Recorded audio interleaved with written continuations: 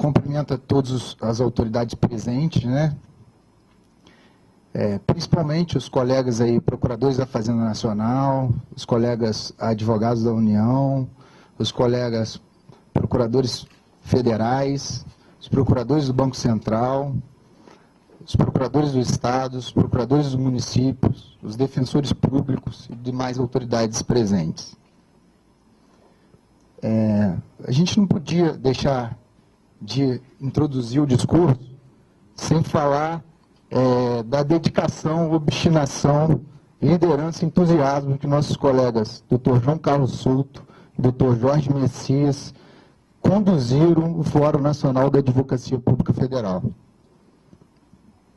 Nesse pormenor também é necessário ressaltar os nossos colegas de lutas, digamos assim, que a gente pode citar aí a ANAP, presidida pelo Dr. Juliano Dociana, a ANPM, presidida pelo Dr. Evandro Bastos, e a ANADEF, presidida pelo Dr. Gabriel Oliveira, os quais têm participado de uma agenda da reforma nacional, da reforma da Advocacia Pública Federal junto ao Congresso Nacional. Hoje, a gente pode dizer que o Fórum Nacional da Advocacia Pública Federal é uma realidade. E essa realidade ela foi construída através do diálogo, da ponderação e da sensatez dos dirigentes envolvidos com o Fórum Nacional da Advocacia Pública Federal. E, entre as associações, sindicatos, integrantes do Fórum Nacional da Advocacia Pública Federal, é necessário ressaltar a luta de todos na construção desse conglomerado de forças para a gente partir para um futuro melhor da advocacia pública. Assim, ressalto a atuação da doutora Joana Dark, presidente da ANAJUR, mas não deixando de lembrar da atuação da doutora Nicola, o doutor Rogério Filomeno, presidente da ANPAF, também nosso companheiro de luta aí, ressaltando também as inúmeras conquistas protagonizadas pelo doutor Ricardo Franco e o doutor Gifone. O trabalho conduzido pela doutora Meire, junto à Amprev e junto ao Fórum Nacional da Advocacia Pública Federal. O trabalho que a ANAUNE, através do seu presidente Marcos Luiz e dos ex-presidentes Cosima e André Alcântara e do atual secretário-geral, estão desempenhando ou desempenharam para a construção do Fórum Nacional da Advocacia Pública Federal. O doutor Fabiano Gentalha, presidente da PBC, precedido aí pela participação do doutor Jorge Messias, doutor Danilo e doutora Ana Luísa. E atualmente do atual diretor jurídico, doutor José Augusto. Também não podemos deixar de esquecer o papel aí desempenhado pela APAFERJ, através de seu presidente, doutor Alemani. Por fim, devemos citar a participação do doutor Souto, doutor Randos, capitaneando o Simprofaz nas últimas duas gestões e participando diretamente das atividades do Fórum Nacional da Advocacia Pública Federal. Queria dizer que a luta do Fórum Nacional da Advocacia Pública Federal é uma luta que transcende a defesa das prerrogativas dos advogados públicos federais. É uma luta pela integração entre os interesses dos cidadãos e do Estado. Por quê? Porque a Advocacia Pública Federal defende o erário, defendendo, consequentemente, a nação. Essa atuação do Fórum ela está em consonância com o papel que o legislador constituinte procedeu à advocacia pública, que é o papel de ser uma das funções essenciais da justiça. Essa ideia do legislador constituinte de incluir a advocacia pública entre as funções essenciais da justiça se deve à necessidade de criar um órgão técnico capaz de prestar auxílio ao governante e, ao mesmo tempo, resguardar os interesses sociais. Isso porque cabe à Advocacia Geral da União a representação judicial e extrajudicial da União lato sensu. Nesse sentido, importará dizer que seus membros exercerão um papel diretamente ou indiretamente relacionado à concretização das políticas públicas do Estado brasileiro.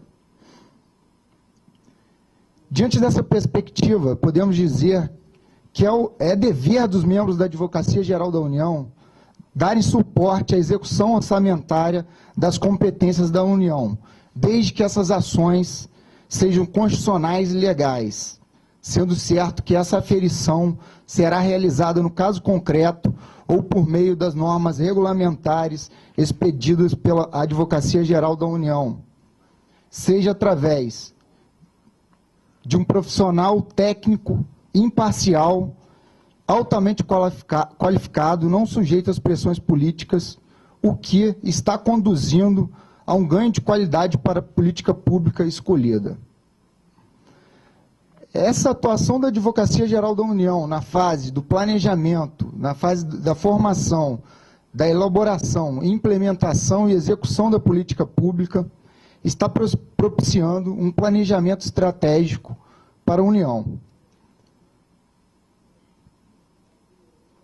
Nesse pormenor, é necessário ressaltar que o papel da advocacia pública tem avançado no sentido de que hoje a gente não faz uma defesa míope da União, a gente faz uma defesa contribuindo com os anseios do cidadão.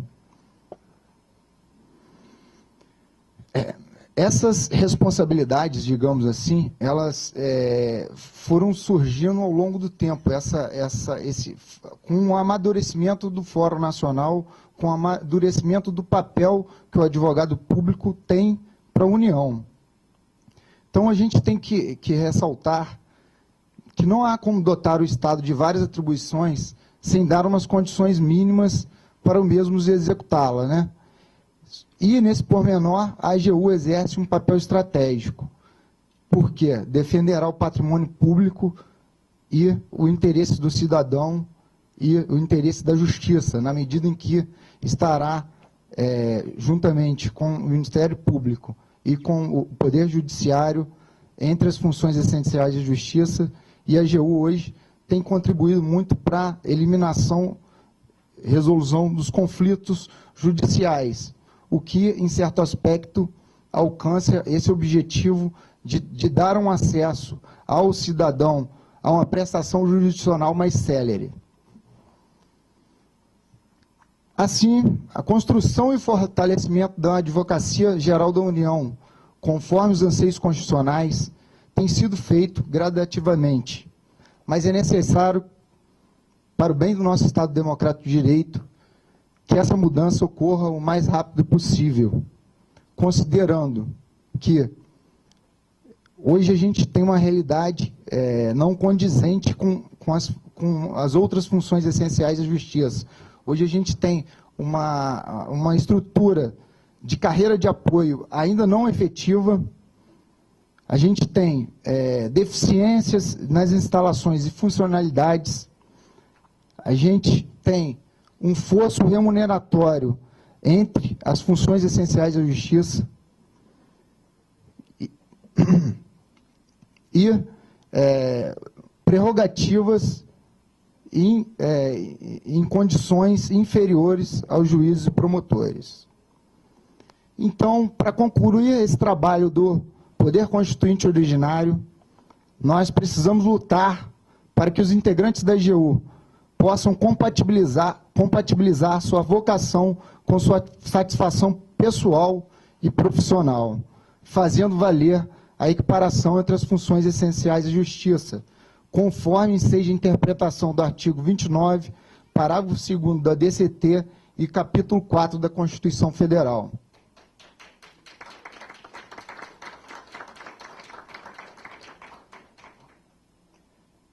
Hoje a gente percebe a atuação da AGU como salvaguarda de um Estado democrático de direito mais célere e eficaz, onde, mesmo com as dificuldades citadas, a gente tenha obtido êxitos, os quais vou citar brevemente alguns. tirados do relatório de gestão de 2010 da AGU. Somente no ano de 2010, a União arrecadou, economizou aos cofres públicos o valor de 2,26 trilhões de reais. Também no ano de 2010, a União conseguiu, através do trabalho dos integrantes dos membros da AGU, um ressarcimento no valor de 24 milhões de reais em relação às execuções pertinentes às autarquias e fundações. Da mesma forma, houve uma arrecadação de 1,5 bilhões de reais de contribuições sociais na Justiça do Trabalho. Devemos também destacar a arrecadação de 14 bilhões de reais de valores inscritos em dívida ativa da União, assim como o bloqueio de 582 milhões desviados por corrupção. Devemos também ressaltar que em apenas uma ação a União deixou de fazer com que saíssem dos cofres públicos o valor de 2 trilhões de reais. Enfim, são várias outras vitórias que deixo de citar para não me alongar muito aqui no discurso. Mas é verdade que só essas breves menções que eu faço já são necessárias para dizer que a valorização da advocacia pública não é um gasto, a valorização da advocacia pública é um investimento. E é nesse sentido que a gente tem trabalhado para haver uma reforma da advocacia pública e aprovação das PECs 443 e 452 que tramitam no Congresso Nacional.